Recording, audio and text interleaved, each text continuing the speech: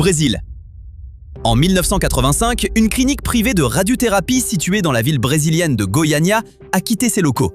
Elle a emporté la majeure partie de son matériel, mais a laissé derrière elle, sans en informer les autorités compétentes, un appareil de téléthérapie au césium-137, utilisé pour traiter les tumeurs cancéreuses par irradiation.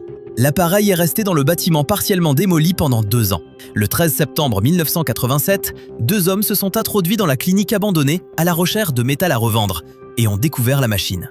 Ils ont retiré la source radioactive à l'aide d'une brouette avant de la ramener chez eux. Ils n'avaient aucune idée de ce qu'elle contenait.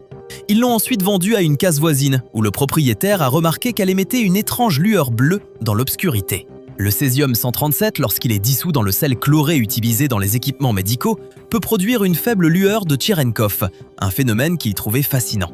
Dans les jours qui ont suivi, il a ouvert le blindage en acier et en plomb, extrait la poudre lumineuse et a commencé à la montrer à sa famille, à ses amis et à ses voisins.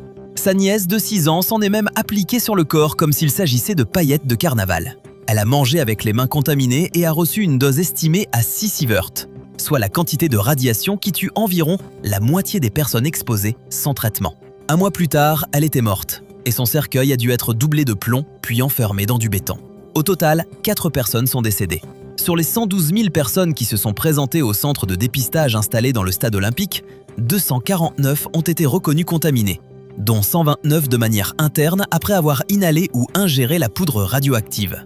Des quartiers entiers ont vu leurs couches de terre retirées. Plusieurs maisons ont été détruites. Des autobus, de l'argent liquide et même des animaux ont été retrouvés contaminés. Des traces de radioactivité ont été détectées à plus de 100 km de la ville, transportées par des personnes qui avaient manipulé la poudre avant de reprendre leur vie normalement.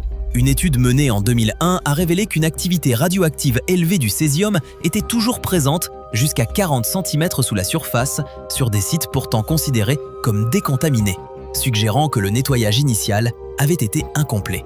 L'Agence internationale de l'énergie atomique a classé l'événement au niveau 5 sur l'échelle internationale des événements nucléaires, le décrivant comme l'un des pires accidents radiologiques de l'histoire. À la suite de cette catastrophe, le gouvernement brésilien a profondément réformé toute sa réglementation concernant le contrôle des sources radioactives.